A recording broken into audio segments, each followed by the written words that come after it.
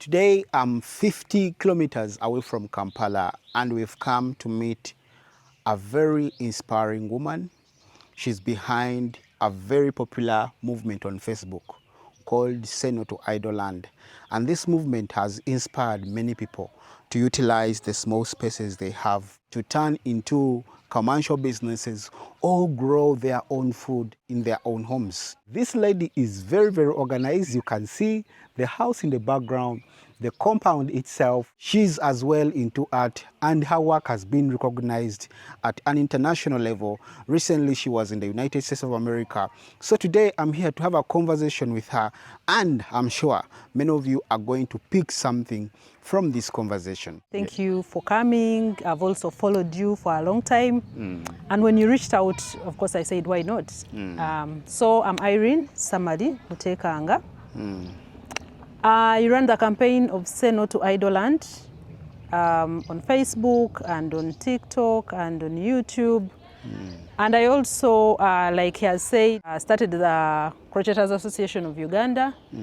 And yeah, I've been to the US just because of the work I do. Give us some dollars. Yeah, so where are we right now? We are in Chuenda, that is on Bombo Road, when you use Gayaza Busika. I think Gayaza Zirobwe Road, yes. Okay. I must commend you for being a very organized woman. Thank you. The moment I touched down here, I was so impressed. I think, guys, you can see the compound is very, very neat. Please allow me show my people around. It's okay. See how neat, how organized her home is. Look at the compound. Everything is trimmed well. What motivates you to keep an environment like this? I love nature. And of course, nature is beautiful when it is well taken care of. Yes, so that's why I make sure that I live in a very clean environment. Yes. Your husband must be proud of you. Oh yes, he is. So, Madam Irene, or Muchala Mutekanga. Yes, that sounds better. Oh, Muchala Mutekanga. Yes, okay. yes. Yeah. So, what is the story behind Say No to Idoland? Okay, so I think like two years ago, I was using this land. Of course, before we shifted to this place, I think that was before COVID, we used to come, plant things, and we had given up on the land. And then we shift in, we come and start staying here, and then it was different because we were there, we were taking care of the land ourselves, we were doing the digging ourselves, and it started yielding. So planted onions, beans, maize, and everything was doing really, really well. And even the neighbors were surprised that this land can actually yield this much. So one day I'm in the garden, we had harvested, I think, onions. I was very happy. So I was like, you know, I keep telling people I don't want to dream alone. So I was like, if I can do this here, I think there is someone out there who really needs to know that you don't need some big piece of land for you to do something and earn from it or get food to eat. Yes. How has the impact been? Okay, I must say that when I was starting, I didn't know that it would mean so much to my community on Facebook, where I started from. And then I get to visit, I think the first one was Ruth. I get to visit Ruth and oh my God. I think the video attracted so many people and she ended up actually going to Kenya to go and train them on goat farming. To me, that was impact. Because of that video? Because of that video. So of course, I don't think there were only, there were no farmers in Kenya, but because I gave her the opportunity to share the knowledge, she got that opportunity and she traveled to Kenya and did the training. And of course, I've had so many of my followers come to me and say, you know what, because of this that you did, because of the Say No to Idoland, they show me their progress of their farms, of their gardens. And to me, that means so much. It means so much. Yes, I was about to ask how it makes you feel. It makes me so happy, so proud, and grateful to God that I started. So kindly take us to the backyard and show us some of your operations here at home. Okay. I believe here you don't buy food. No, we, of course we do buy some. That is maybe like the rice. Yeah, but most of the things, the matoke, I don't remember the last time I actually bought matoke. The greens we have. Sometimes we plant the beans, the maize, and we make our own maize flour. Oh, really? Oh, yes. You take it to the milling machine? Oh, yes. We even have fruits you can see. I see. The guavas are there. Although they are not ready, I would have taken some. Yes, yes. This is mangada? No, that is lemon, but it has not yet started putting on. Okay. Yes. I see you have also... maybe we can go in here first. What? This is pomegranate? Yes. How do you pronounce it? I don't. There is even some watermelon here down. Okay. So, wow. This is my small fruit garden, if I might say. Just small part of it. A few fruits that are yet to start yielding. And also maybe to echo it, this, most of these fruits I got them from one of the farmers that I visited in Ginger. That was Francis. I went there. I was so happy. I said, you know what, let me also go and plant. Also, starting this, I realized personally I am not an agriculturalist. I did not study agriculture. But then I felt if I go do these videos, I will learn something, as all the other followers of mine will also learn something. So as you teach us, you are also learning? Yes. And of course, in that also, I had to make sure that when I go, I don't want to learn alone. That's why I said, let me do videos and I share so that even my followers, it's not about sharing your stories, your success stories. What are they benefiting in return? Yeah. You have to provide value. Exactly. I see. So how old are these trees here? Maybe 2-3 years. 2-3 years? I Has think this one started fruiting already? Oh yes, this one. You've harvested some fruits before? Yes, this one we've harvested. The guavas, we've eaten them, I don't know for how many years now. Then and I can see it's very fruitful. Yes. This looks ready. Let me try it. You try it. They're nice. And maybe what I can echo is that I don't spray. You don't spray? Yes. So even everything if they is are, organic? Yes. Even if they are ripe, you will not find those insects in. Yeah, I also this have... one is almost ready. I also have this. So what's up? We've also harvested some few fruits already. You can see others are just coming up. Wow. Yeah. Katunkuma there. Katunkuma here.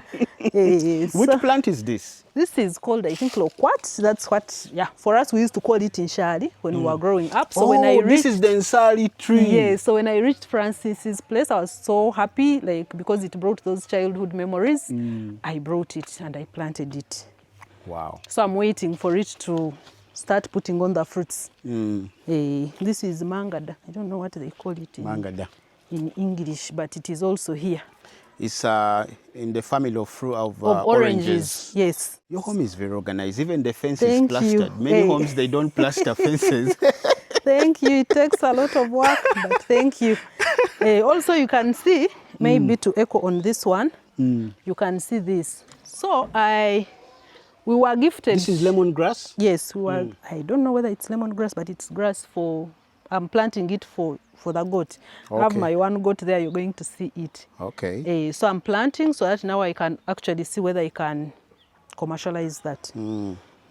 I can get into goat farming. I think this is sugar grass. I don't know what it is called.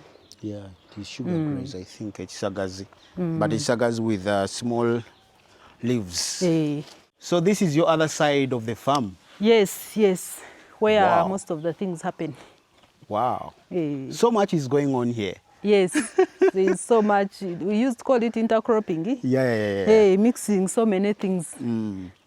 This is sukumawiki? Yes, it is sukumawiki. Why sukumawiki? I see you have a lot of it here. Yes, I have a lot of it because last year I think we got some dry spell. Yeah. And I have rabbits there. So I struggled to get them what to eat. Because we moved the whole village, everywhere was dry. And then I saw them dying. I got so sad, I said I have to find a solution. So I planted the sukumawiki, basically for home consumption and for the rabbits. But I recently saw you were selling. Yes, so that's why I keep telling people, don't let the land to be idle, because Yes. what started as something for home consumption and maybe for my rabbits, I've taken it commercial. Wow. So I'm And selling. you're selling, seriously? Yes. I harvest twice a week. That is 4 sacks. And I take to Kalere market. Yeah, I'm supplying someone in the market. Wow, you're very entrepreneur. Yeah. You said you have rabbits. Can we have a look at the rabbits? Oh, yes. Which breeds do you have? Like I keep telling people, I'm not an expert in agriculture, and as someone who is passionate about farming, I start and then I perfect later. Yeah, along the way. Yes, so I cannot tell you this breed, because these ones, actually the 2 rabbits I started with, I had gone to my mother's home in the village, my parents' home, and I came with 2. I bought 2 rabbits from my mother, each at 10. I brought them here. Yes, so I was like, let me try it and see. These ones are so lovely. Very young. So do you sell some? I've not yet found market, but I'm really looking, and I hope once I get the market, of course, they're out for sale. Actually, the market is quite huge, and this is one of the non-saturated sectors or businesses we have in Uganda. Yeah. I'll be happy if I know there is market and I get someone who has taken some, then I will expand. The market is there, and you're on the right track. Hey, I will expand them up to the other So side. let's have a look at them. They look so healthy. Wow, this must be a chinchilla rabbit. The white I don't one. know. I don't know, because they are mixed.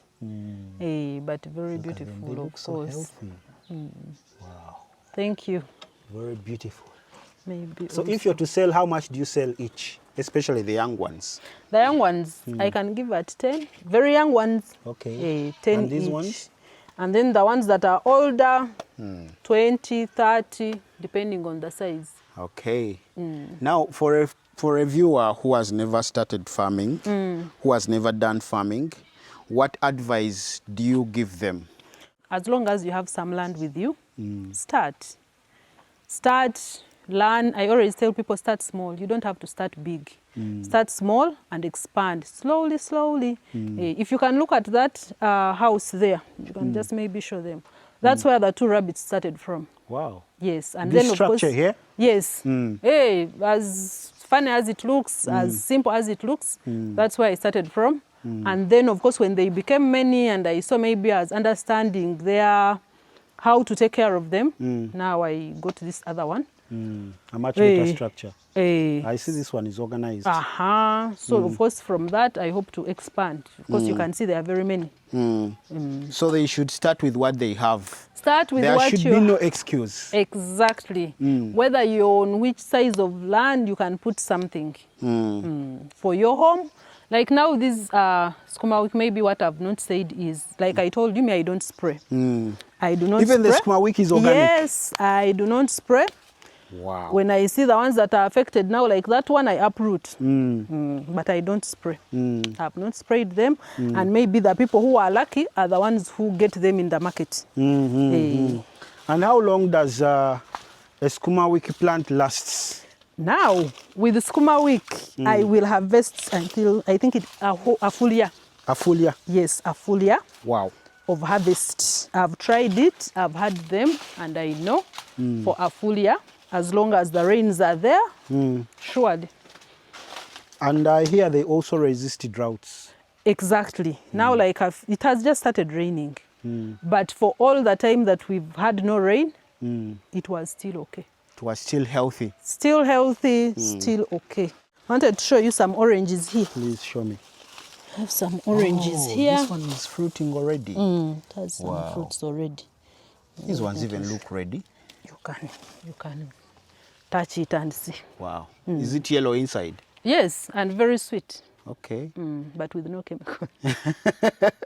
With no chemicals. So guys, everything here is organically grown. Even this orange, I'm going to try it on camera and test how sweet it is. She's Alimuguana that it is very sweet. She's saying that the orange is very sweet. So I'm going to try it and we see on camera. Yes. This place is very far from Kampala. Yes. Why did you choose to settle this side?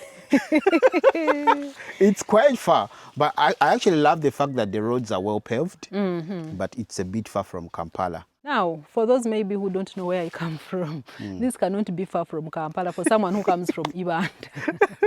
For someone who comes from Idoland, who grew up from a village in Idoland, this cannot be far from Kampala. Because actually, I used to wake up in the morning and go to work and come back. I was working at Uganda House. Okay. So I would, every day, it was my Wow. journey, yeah, morning From and here? evening. Yes, from here. So it's not far from Kampala. If you're in Kampala and maybe you have land and maybe when we entered here, for you what you've seen is not what, you know, because we came in and were able to work on the place. But we entered when it was just bricks and, you know, down there it was not worked on, but we had to come so that we can do something on the land. I remember telling Mr. Mtekang, and I'm like, but we need to go, and he's like, but there is no fence, there is no what, you know. I was like, no, it is safe because you've seen our neighbors, no one has. Yeah, so I felt it was safe and we came and here we are. Do you feel fulfilled being here? Oh yes, so much, so much fulfilled. Because what you've seen here, if I was still where we were and just coming to visit once in a while, this wouldn't be here. Even the environment is calm. Yeah. The air is more fresh. More fresh, exactly. So many people often say, I don't have enough space. What are the most common misconceptions you've encountered and how do you help people challenge that mindset? Okay, I think people have this perception of you need a very big chunk of land for you to be able to do something on it. But I've visited farms where people have not even, how can I say it, very small land, but they are being productive. And they plant on that small land, they look for sacks, they put the soil, they mix the soil very well. They look for tins, they look for veras, those polythene bags, they buy them, I think, downtown. And they plant, and they even take it commercial. So you have no excuse, whether it is on your veranda, whether you're in an apartment and you have some balcony there, you can do something on it. You can eat healthy. Of course, now with the greens, at least you know where you're getting your greens. You can buy other things, but the greens, surely, no one should be in a home where they don't have greens, surely. Yes. Regardless of how big the space. Regardless, how small, how big. I've said look for a tin and plant that, it will grow. You go and buy the seedlings because there are places where they sell those seedlings. Buy the seedlings, you can buy like 10, put them there and plant them in those tins as long as your landlords are okay with it.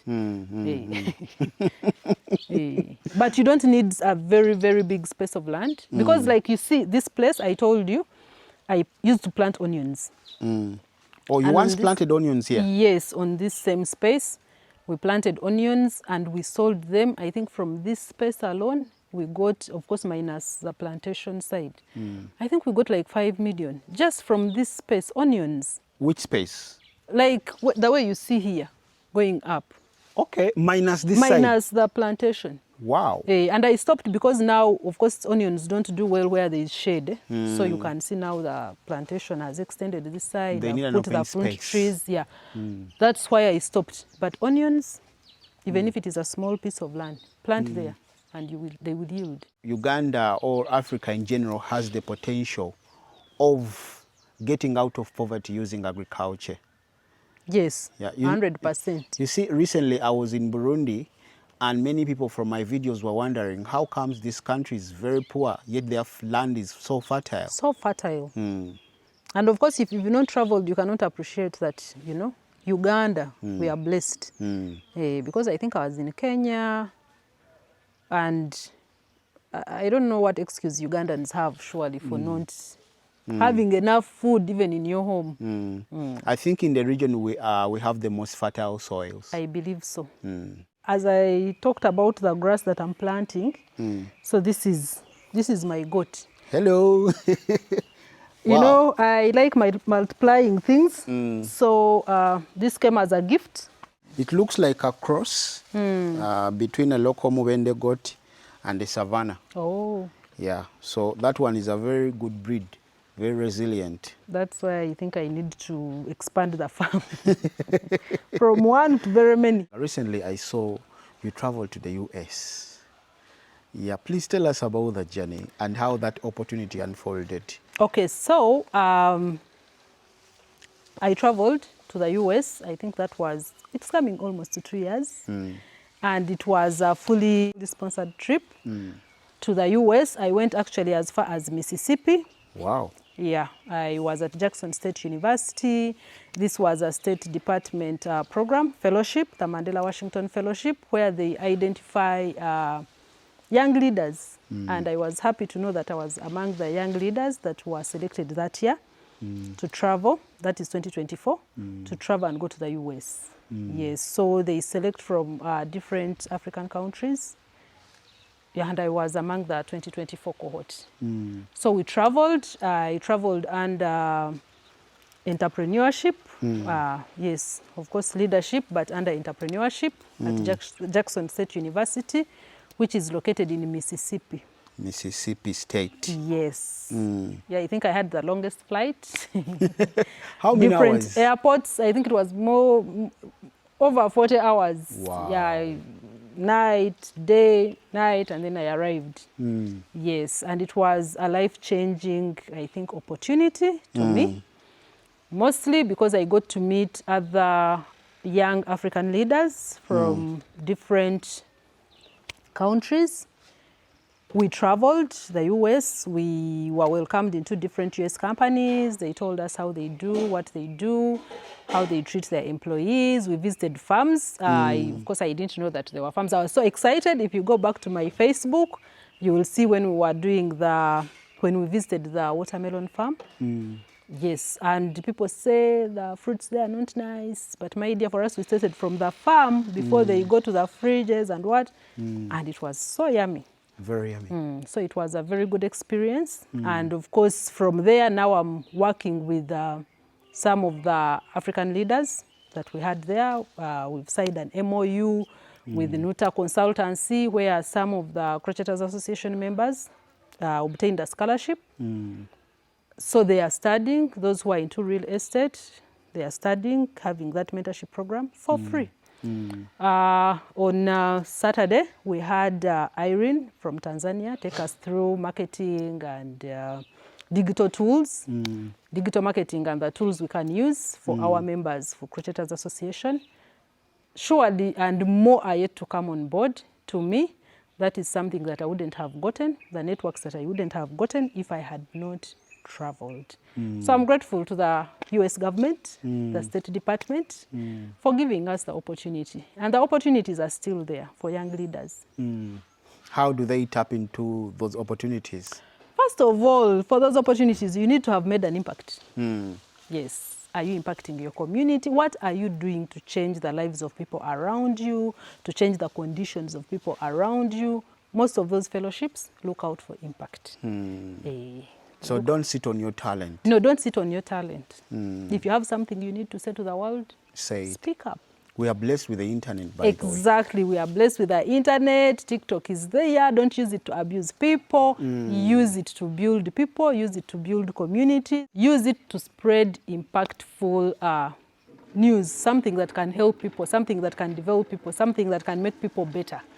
Not making people bitter, not making people, just use it to benefit the communities that we are in. And everyone that will see that video should have something that they have to say after that. Maybe they should feel better, they should learn something. Like now they say no to Idoland. If you land on my TikTok page, say no to Idoland, I believe you will not live the same. What were your impressions, your first impressions of the United States of America?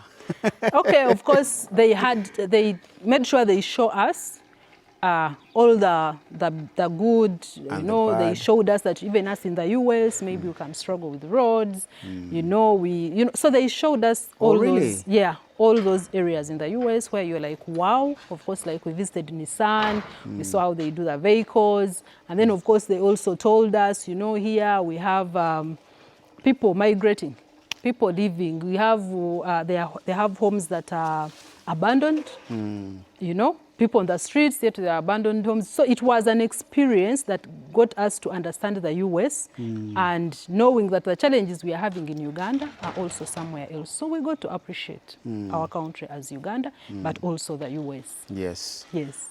You've mentioned Crocheters Association, and I remember that you pioneered, you're the founder of this association. Yes. Please tell us more about the Crocheters Association, the opportunities within the association, and why people should join it. Okay, so I'm the founder. I normally call myself self-made because it all started like that. I'm a founder of Crocheters Association Uganda, the association that started, I think, 2 years ago. We're in our 3rd year.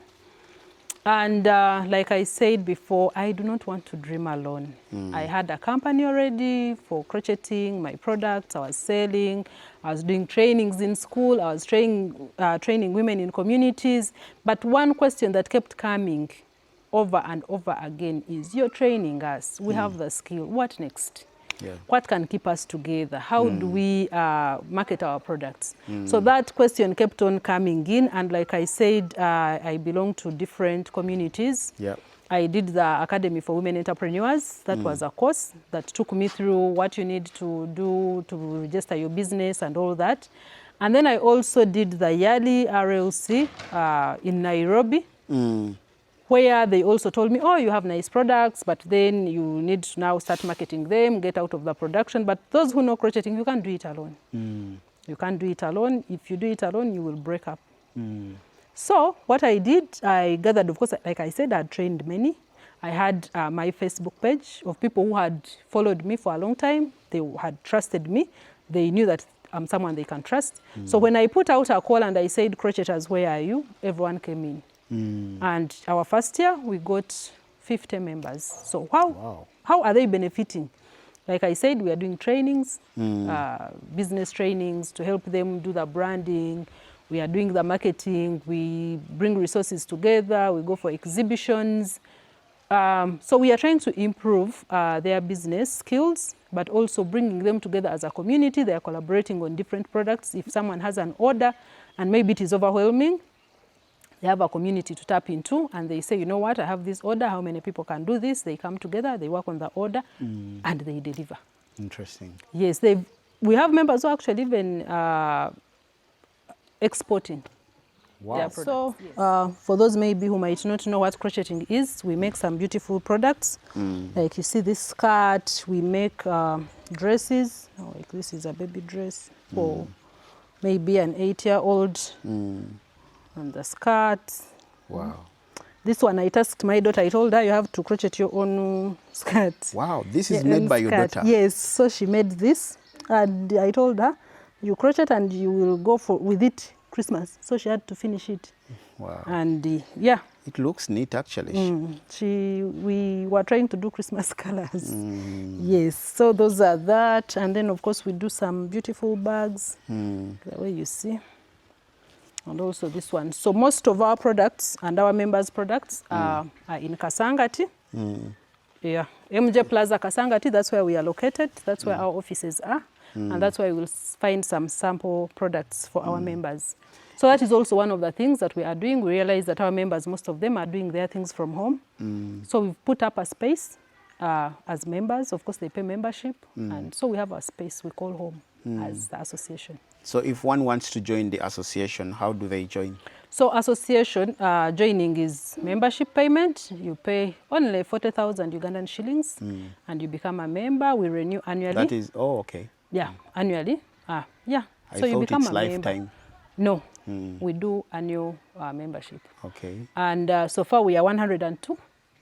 We look up to growing up to 200 and above because there are very many out there. Even more. Yeah. Even 400, even 500. Because right now, as I say, we are training the young generation. We are training them. We are training women in communities. All those are supposed to end up in the association so that we stay together. How about those who would like to follow you regarding the Seno to Idoland videos? Where can they find your work? Okay, so with the Seno to Idoland videos, you can get me on my Facebook page, Irene Samari Mutekanga. You will find all those videos. You will also find me on TikTok. On TikTok, look for Say No to Idoland. You also find me on YouTube. YouTube, you look for Irene's Summary, Mutekanga still. You will get me there. I think that's where Lawrence found me. I found you on Facebook. On Facebook, yeah. Yes. So, yeah, he followed me. And you know, with Facebook, me, I pay attention. I pay attention to who has followed me. So I knew him that he had followed me. I went to his YouTube. I checked him out. I followed him back. And here we are. Yes. It's quite been an interesting journey. You inspiring people, including myself. And I'm glad that I paid a visit here, and I see you're doing an incredible job. So I believe a few of our viewers would like to connect with you on a personal level, maybe consultation. Do you have like an email or a phone number you can share to the public? So for an email, you do ismutekanga@gmail.com. You'll get me. For WhatsApp, and only WhatsApp, you can find me on 075 0757 49 00 12. If you visit any of my pages I've said, you will find that number there. Okay. WhatsApp, if you call me, someone else might pick. If you want to connect with me, then do the WhatsApp. And also you can inbox me on Facebook. I respond. You can inbox me on TikTok, Say No to Idoland. And you can also inbox me. I don't know whether YouTube they do inboxes. I don't know. I don't think. No, YouTube doesn't have that so option. you can connect with me there. All right. From us to you, we say bye-bye.